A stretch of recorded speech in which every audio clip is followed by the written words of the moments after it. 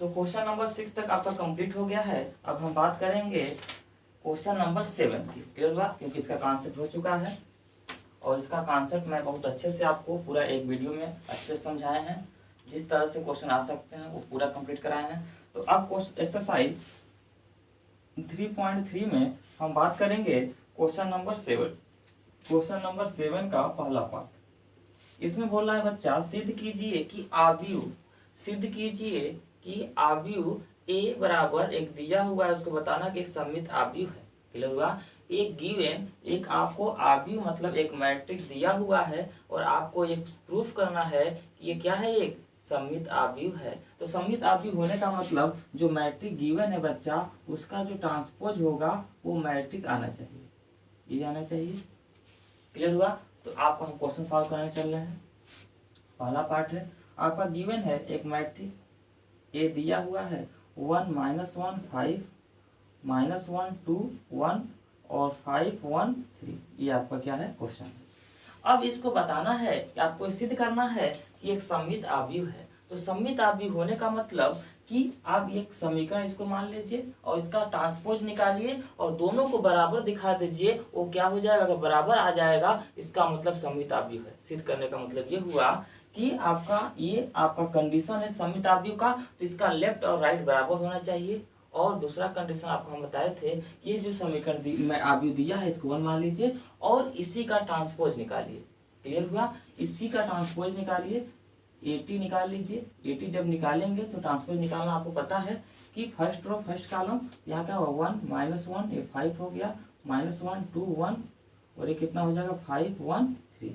और एक तरीका भी बताए थे आपको, हिंट बताए थे देखने का तरीका कि डायगोनल के ऊपर और नीचे एलिमेंट देखिए एक जैसे एलिमेंट अगर दिखाई दे रहा है, इसका मतलब क्या है, सममित आव्यूह है। बहुत अच्छे से बच्चा वहाँ कॉन्सेप्ट आपको सिखाए हैं। अगर एक बार देख लेंगे तो क्वेश्चन देखने की जरूरत नहीं पड़ेगा आपको। तो यहाँ देखो बच्चा, एक आपका 80 निकाल लिए, ये समीकरण नंबर 2 हो गया। क्या समीकरण 1 और 2 क्या बराबर नहीं है? समीकरण 1 और 2 बराबर होने का मतलब ये हुआ कि जो मैट्रिक्स है उसके करस्पॉन्डिंग एलिमेंट बराबर होना चाहिए। तो क्या देखिए, जहाँ जो एलिमेंट उसके करस्पॉन्डिंग एलिमेंट नहीं दिया गया, संगत अगर बराबर नहीं है, अगर बराबर है ना, बराबर अगर है इसका मतलब ये क्या हो जाएगा, आपका सममित आव्यूह हो जाएगा। जैसे देखो 2 पे 2 आ रहा है, -1 पे 1 आ रहा है, 1 पे 1 आ रहा है, तो करस्पॉन्डिंग एलिमेंट बराबर है कि नहीं है?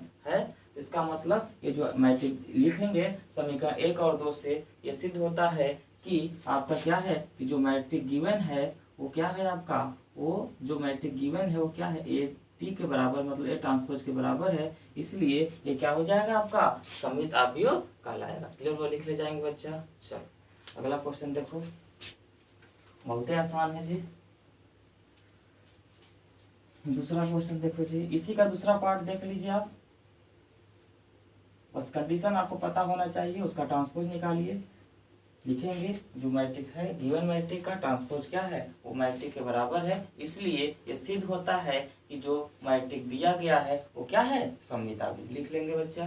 चलिए क्वेश्चन नंबर इसी का 7वें का दूसरा पार्ट। आपका मैट्रिक्स दिया हुआ है बच्चा, 1 0 1 -1 0 और ये 1, ये क्या है 1 है, -1 है और ये 0 है। इसको बताना है कि जो मैट्रिक्स है एक विषम सममित आव्यूह है। सेम बच्चा, इसी का ट्रांसपोज निकालो, पहले 80 निकालो। 80 निकालोगे फर्स्ट रो फर्स्ट कॉलम मतलब सभी रो को सभी कॉलम कर देना, 0 1 -1 0 और 1 हो जाएगा 1 -1 0। अब बच्चा यहाँ पे अगर माइनस कॉमन ले लो, आप माइनस कॉमन ले लो, ये 0 ये 1 ये -1, ये -1 ये 0 ये 1 ये 1 ये -1 ये 0। तो बच्चा ये मैट्रिक्स जो ऊपर वही नीचे वाला लिखा है, ये क्या होगा -1। तो जो मैट्रिक्स है बच्चा वो आपका इसलिए चूंकि आपका क्या आ रहा है, ए टी बराबर ए आ रहा है, -a आ रहा है। इट मीन्स जो ये मैट्रिक्स है वो कैसा है, स्क्यू मैट्रिक्स है। क्लियर हुआ? जो मैट्रिक्स आपका है वो क्या आ रहा है, जो इसका ट्रांसपोज आ रहा है वो क्या आ रहा है, माइनस वही मैट्रिक्स मतलब आव्यूह आ रहा है। तो मैट्रिक्स कैसा है आपका, स्क्यू सिमेट्रिक मतलब विषम सममित आव्यूह है। कोई डाउट नहीं है। चलिए अगला देखो बच्चा,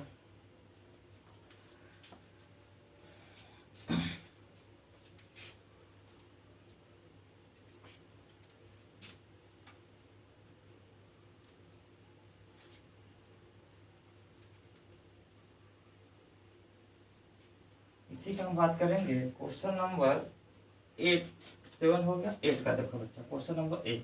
क्वेश्चन नंबर 8 में कह रहा है आव्यूह मतलब जो मैट्रिक है ए के लिए सत्यापित करना है, या आपको सत्यापित करना है ए प्लस ए डैश एक सममित आव्यूह। सेम क्वेश्चन है, बस थोड़ा यहाँ प्रोसेस क्या है, थोड़ा बड़ा है। देखो एक आव्यूह दिया है, ए दिया हुआ है आपका 1 5 और 6 7। आपको बोल रहा है कि ए प्लस ए डैश ये क्या है आपका एक सममित आव्यूह है, मतलब सिमेट्रिक मैट्रिक है। तो इसको सिमेट्रिक मैट्रिक होने के लिए इसका जो ट्रांसपोज होगा ए प्लस ए डैश का जो ट्रांसपोज होगा ये बराबर होना चाहिए ना बच्चा। डैश का मतलब क्या होता है बच्चा, ट्रांसपोज ही होता है। डैश लिख दे रहे हैं, एक जगह डैश एक जगह टी नहीं लिख रहे हैं, दोनों एक ही जैसा बना दे रहे हैं। क्लियर हुआ। तो ए प्लस ए डैश का जो ट्रांसपोज होगा वो बराबर होगा हो जाएगा, अगर इसका जो इसकी जो ए प्लस ए डैश निकालो और उसका ट्रांसपोज देखो उसके बराबर आ रहा है कि नहीं आ रहा है। अगर आ रहा है तो इसका मतलब जो आव्यूह कैसा है, सममित आव्यूह है। क्लियर है। चलो देखो इसका पहले आपको ए डैश निकालना पड़ेगा, क्योंकि ए डैश निकालो यहाँ से तो क्या हो जाएगा 1 5 और 6 7। इसलिए आपको क्या करना पड़ेगा, पहले आपको ए प्लस ए डैश निकाल लो बच्चा। क्लियर हुआ। क्योंकि आप क्या किए ए ट्रांसपोज निकाले। अब आप क्या कर रहे हो, इसका ए प्लस ए डैश पहले देखो बच्चा कितना आ रहा है। तो ए कितना है आपका 1 और 5 6 7 और यहाँ पे कितना हो जाएगा बच्चा प्लस 1 6 5 7। क्लियर है। चल अब इसको जोड़ दो, जोड़ना पता है बच्चा, इसी को उठा किसी पर रख दो। 1 पे 1 आएगा तो 2 हो जाएगा, 5 पे 6 आएगा तो 11 हो जाएगा, 6 पे 5 आएगा तो 11 हो जाएगा, 7 पे 7 आएगा तो 14 हो जाएगा। क्लियर है बच्चा।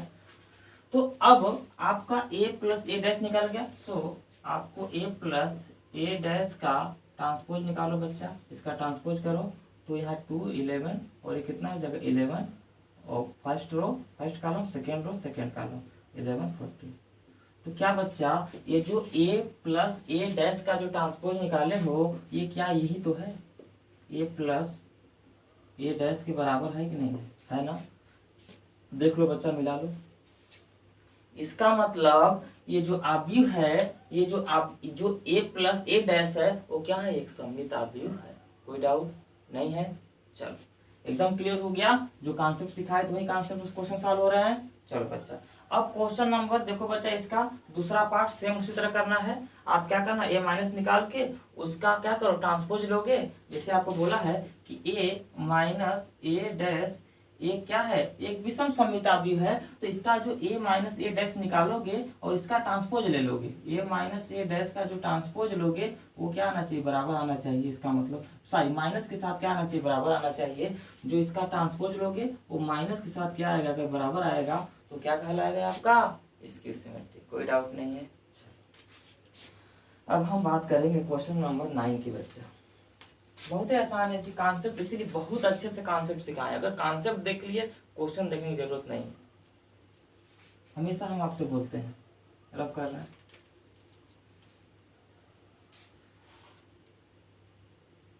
ये कॉन्सेप्ट मिस नहीं होता है बच्चा। कई बुक का कॉन्सेप्ट आपको हम लिखवाते हैं। ये नहीं कि एनसीईआरटी पढ़ा रहे हैं तो एनसीईआरटी का सीबीएसई से लेके बहुत सारे बुक का कॉन्सेप्ट क्या करते हैं, प्रयास करते हैं पूरा कॉन्सेप्ट हो जाए। क्वेश्चन आप कहीं से भी लगाइए।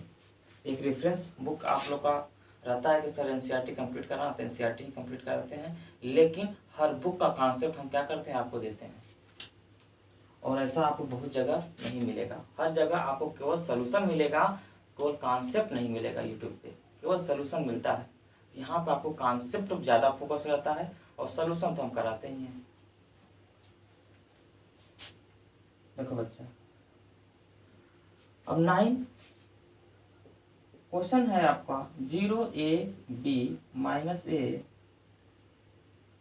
0c माइनस बी माइनस सी 0। क्लियर। एक आपका मैट्रिक्स दिया हुआ है तो इसमें आपको बताना है कि 1/a प्लस ए डैश और 1/a माइनस ए डैश का मान बताना है। सिंपल है। तो यहाँ से आप ए दिया है तो चूंकि ए डैश कितना हो जाएगा आपका, पूरा रो को सभी कॉलम करोगे 0ab माइनस ए 0c माइनस बी और ये क्या हो जाएगा माइनस सी 0 हो गया बच्चा। ट्रांसपोज निकाल दिए। अब आपको क्या करना है, अब आपको इसलिए आप निकाल लोगे ए प्लस पहले ए डैश निकाल लो आप। क्लियर हुआ। आप क्या करो, पहले ट्रांसपोज निकाले, अब इसका जोड़ के पहले निकालो, फिर हाफ कर दोगे, आपका मान निकल जाएगा जो पूछा है। इसलिए आपका a प्लस ए डैश कितना हो जाएगा, a कितना है आपका 0 a b minus A 0 c और माइनस b माइनस c 0। अब प्लस आपका कितना है 0 minus A minus b a 0 minus c और आपका कितना है b c 0, ये हो गया। अब इसको जोड़ो बच्चा, आपका जब जोड़ेंगे करस्पॉन्डिंग एलिमेंट जुड़ेगा 0 में 0 जोड़ेगा 0 और a में माइनस ए जुड़ेगा 0, b में माइनस b जुड़ेगा 0 और a माइनस ए में a जुड़ेगा 0 हो जाएगा। अब देखो 0 में 0 0, c में c माइनस 0, ये 0 ये 0 ये 0। तो वैल्यू आपका क्या आ रहा है बच्चा, पूरा जो डाटा आ रहा है आपका 0 आ रहा है। क्लियर हुआ।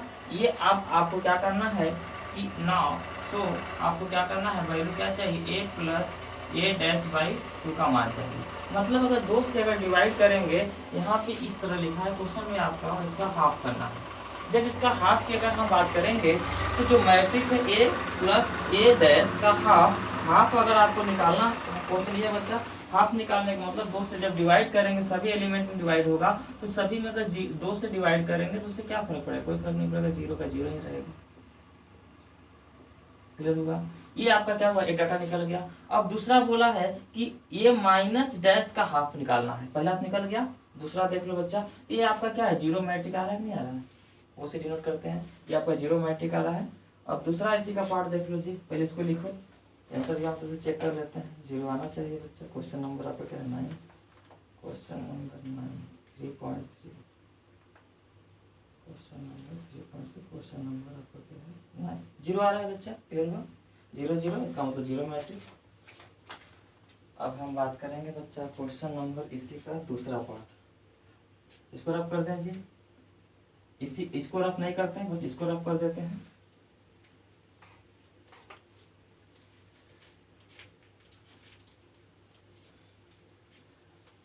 तो चलो जी देखो, आपको चाहिए तो पहले a माइनस बी निकालो, क्योंकि a माइनस ए ट्रांसपोज, तो हाफ करेंगे। तो यहाँ पे a कितना है आपका 0 a b minus A 0 c minus b minus c 0 और आपका माइनस ए डैश कितना है 0 माइनस ए माइनस b और कितना है a 0 माइनस c और b c 0, ये है। अब घटा दो बच्चा, करस्पॉन्डिंग एलिमेंट घटा दो, 0 में गया 0 0 और a में माइनस ए घटाएं 0, b में b घटाएंगे 0 और a में a घटाएंगे कितना हो जाएगा, सॉरी यहाँ देखो बच्चा घटाना है जी, 0 हो गया। अब a में माइनस से घटाना है तो माइनस पहले से है, माइनस प्लस, तो कितना हो जाएगा 2a। क्लियर हुआ। b में माइनस b घटाना है तो माइनस क्या हो जाएगा प्लस, क्या हो जाएगा 2b, ध्यान रखना जी। b माइनस a में माइनस a घटाना, माइनस a में a घटाना है, इसका मतलब माइनस माइनस क्या हो जाएगा माइनस 2a हो गया। ठीक है, चलो अच्छा, अब 0 में 0 घटाओगे 0 हो जाएगा, c में माइनस c घटाना है तो माइनस माइनस प्लस, तो क्या हो जाएगा 2c हो जाएगा। अब देखो माइनस b में b घटाना है तो क्या हो जाएगा माइनस 2b और माइनस c में c घटाना है तो क्या हो जाएगा माइनस 2c और 0 में 0 घटाएंगे 0, कोई डाउट नहीं है। अब इसके बाद बच्चा क्या बोला है, इसलिए आपका a माइनस ए डैश का हाफ का मतलब आप इस तरह लिखो चाहे इस तरह, जैसे क्वेश्चन पूछा है। तो इसका मतलब 2 से सभी में डिवाइड करोगे बच्चा, तो यहाँ पे 0, यहाँ पे a हो जाएगा, यहाँ पे b हो जाएगा, यहाँ माइनस ए 0 c और माइनस b c 0, ये जाएगा बच्चा आपका आंसर। क्लियर हुआ, कोई डाउट नहीं है, इसको लिखो फटाक से लिखो। आपके संतुष्टि के लिए हम आंसर चेक कर देते हैं।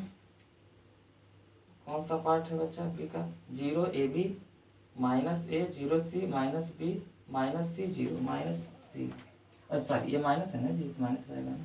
ठीक है, चलो ये आपका क्वेश्चन नंबर 9 तक बच्चा कंप्लीट हो गया। अब हम बात करेंगे क्वेश्चन नंबर 10।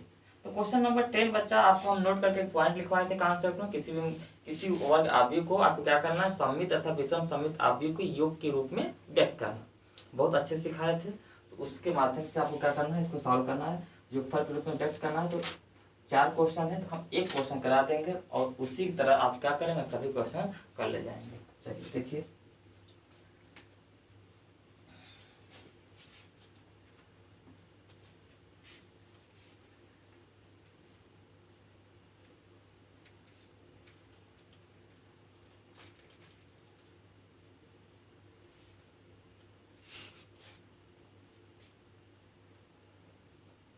चलिए बच्चा क्वेश्चन नंबर अब बात करेंगे 9 तक हो गया, 10 की बात करेंगे।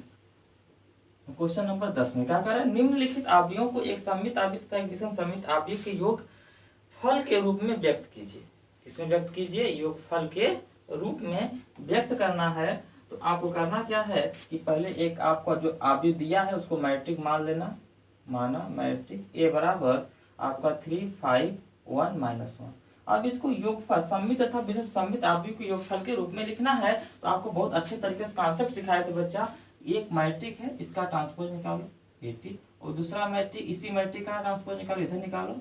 और अगर इसके ट्रांसपोज को अगर जोड़ेंगे तो क्या आएगा, सममित आ जाएगा। अगर ट्रांसपोज को घटाओगे तो विषम सममित आएगा। अगर इसको हाफ कर दो और इसको प्लस कर दो बीच में तो क्या आएगा, ए। तो ए मैट्रिक ए जो है सममित और विषम सममित आवयव के रूप में लिखा गया। सिंपल कॉन्सेप्ट है। चलो बच्चा उसी तरह आपको करना है। तो पहले आपको क्या निकालना पड़ेगा, ए डैश ए ट्रांसपोज, तो क्या हो जाएगा 3 5 और 1 -1। क्लियर हुआ, सभी रो को सभी क्या कर दिए, कॉलम में कन्वर्ट कर दिए। अब आपको क्या निकालना है, ए प्लस ए डैश। क्लियर हुआ, सभी की वैल्यू निकालना। पहले ए प्लस ए डैश निकालेंगे फिर हाफ निकालेंगे। तो यहाँ क्या करेंगे 3 5 1 -1 और प्लस 3 1 5 -1। क्लियर है बच्चा। अब इसको जोड़ेंगे हम, ये कितना आ जाएगा आपका 3 3 में 3 जोड़ेगा बच्चा 9 हो, सॉरी 3 ये जोड़ना है, 3 में 3 जोड़ेगा कितना हो जाएगा 6 होगा, मल्टीप्लाई नहीं करना है जी। तो ये कितना होगा 6 हो गया, 5 1 कितना हो गया 6 हो गया, और 1 में 5 जोड़ेगा 6 हो गया, और 1 में -1 जोड़ेगा तो कितना हो जाएगा -2 हो जाएगा। क्लियर हुआ, यहाँ पे कोई डाउट नहीं है। आपको हाफ भी चाहिए, देखो बच्चा हाफ वाला भी चाहिए, सममित, ये सममित है और हाफ करेंगे तो भी सममित ही आएगा। देख लो बच्चा, सममित पहचानने का तरीका हिंट लिखवाए थे जो बुक में नहीं मिलेगा आपको। बोले थे डायगोनल के ऊपर नीचे सेम एलिमेंट होना चाहिए। ए प्लस ए डैश का हाफ निकाल लो बच्चा, तो सो आपका ए प्लस ए डैश का हाफ कितना हो जाएगा, 2 से डिवाइड करना है तो सभी एलिमेंट में होगा, ये कितना हो जाएगा आपका 2। तो बच्चा आपको क्या करना रहता है, इस तरह लिखो, चाहे आप क्या करो मल्टीपल में हाफ 2 कर दो, उससे कोई फर्क नहीं पड़ेगा। तो देखो यहाँ पे कितना हो जाएगा आपका, ये 3 हो जाएगा, 2 से डिवाइड करेंगे और 3 हो गया, ये 3 हो गया, ये कितना हो जाएगा आपका -1 हो गया बच्चा। ये इक्वेशन नंबर 1 हो गया। अब इक्वेशन 2 निकालो बच्चा, a माइनस ए डैश का हाफ निकालो। यहाँ तक कोई डाउट नहीं है। अगला पॉइंट निकालते हैं आपको, इसको थोड़ा सा रफ कर दे रहे हैं जी। a प्लस ए डैश का हाफ निकल गया, a माइनस ए डैश का हाफ निकाल देते हैं।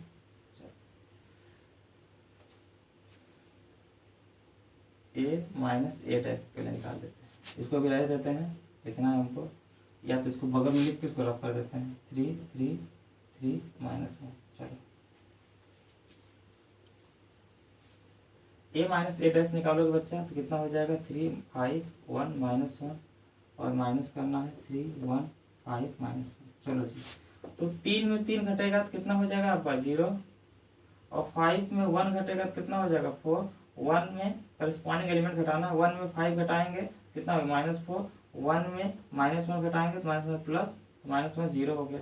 क्लियर हुआ, कोई डाउट नहीं है। जब देखो अब बोले थे इसका ट्रांसपोज लेंगे तो क्या आएगा, विषम सममित आवयव। अगर घटा देते हैं, जब भी किसी मैट्रिक में ट्रांसपोज उसका घटाते हैं तो विषम सममित आवयव आता है।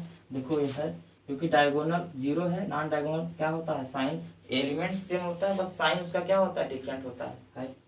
चलो इक्वेशन नंबर 2, अतः तो मैट्रिक ए को अब लिखना क्या है आपका, मैट्रिक ए को विषम सममित और सममित आवयव के रूप में व्यक्त करने पर तो आपको ए बराबर क्या लिखना है, आपको half A plus A transpose plus half A minus A transpose. आपका कितना हो जाएगा, ए वैल्यू निकला है बच्चा, समीकरण 1 से निकला था, और कितना 3 3 3 -1 प्लस ये कितना हो जाएगा 0 4 -4 0। क्लियर है बच्चा, कोई डाउट नहीं है। चेक कर लेते हैं आंसर भी आपका 3.3 का क्वेश्चन नंबर 10 का 3.3।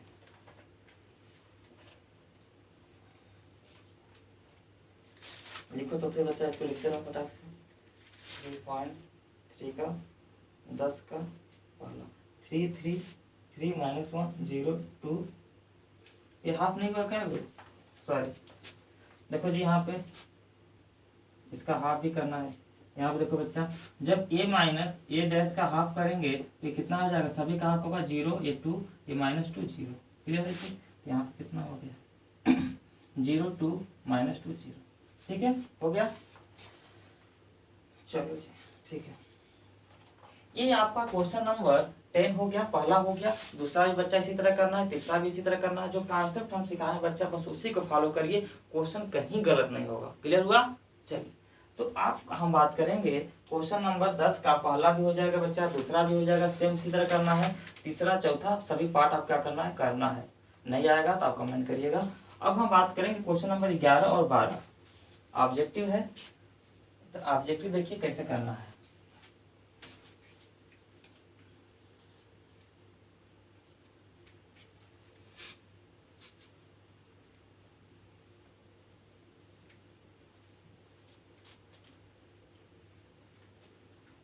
चलो जी, हम ऑब्जेक्टिव की बात करते हैं। तो क्वेश्चन नंबर 11 इंपॉर्टेंट कर देना।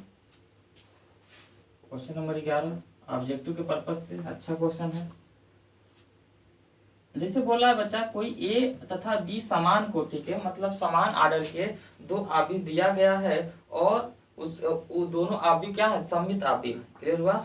ए तथा बी समान कोटि के सममित आव्यूह, मतलब जो ए है और जो बी है इनका आर्डर क्या है, समान है, और ये दोनों क्या है, सममित आव्यूह है। ये सममित आव्यूह होने का मतलब इसका ट्रांसपोज इसके बराबर है। बी सममित आव्यूह होने का मतलब क्या हुआ, बी का ट्रांसपोज क्या है, बी के बराबर है। कोई डाउट नहीं है, ये आपका क्या हो गया, गिवन हो गया। तो अब आपको बताना है कि ए बी माइनस बी ए कैसा मैट्रिक होगा। आपको ये बताना है ए बी माइनस बी ए कैसा आव्यूह होगा। ये आपको क्या करना है, बताना है। ऑप्शन 4 दिया हुआ है, विषम सममित, सममित, शून्य और तत्समक, मतलब आइडेंटिटी। क्लियर हुआ? ये बताना है।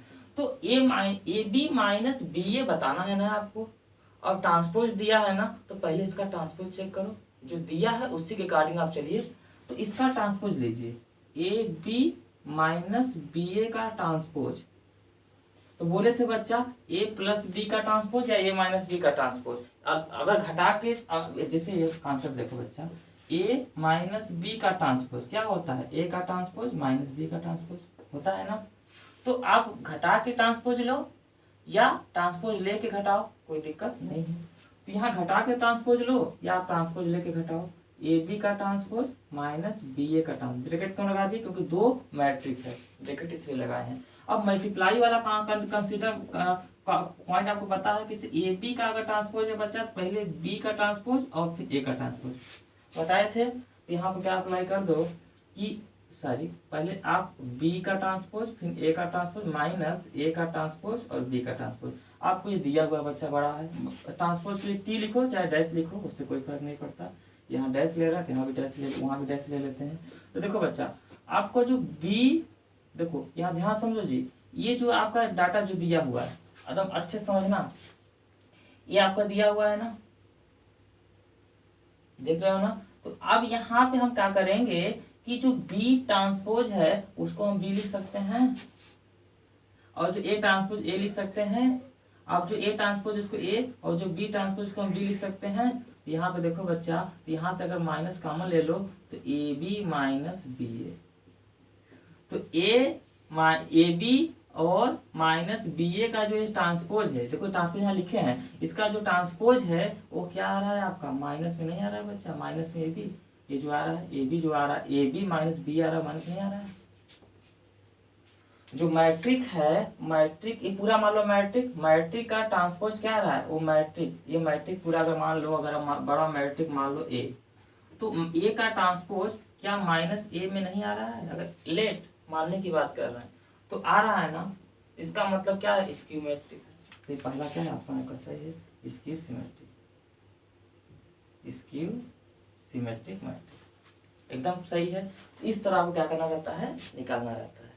और बहुत लोग क्या करते हैं, ऐसा दिया है तो स्क्यू मार, ऐसा नहीं है, इसको सॉल्व किया जाता है। सॉल्व करके आपको हम दिखा रहे हैं, जो मैट्रिक है उसी का हम ट्रांसपोज निकाल दिए, वो क्या रहा है, माइनस में मैट्रिक आ गया, इसका मतलब क्या है, स्क्यू सिमेट्रिक है। चलो अब हम बात करेंगे क्वेश्चन नंबर 12 की। बस यही दोनों प्रॉपर्टी क्या करना है, अप्लाई करना है। क्वेश्चन नंबर 12 के अंदर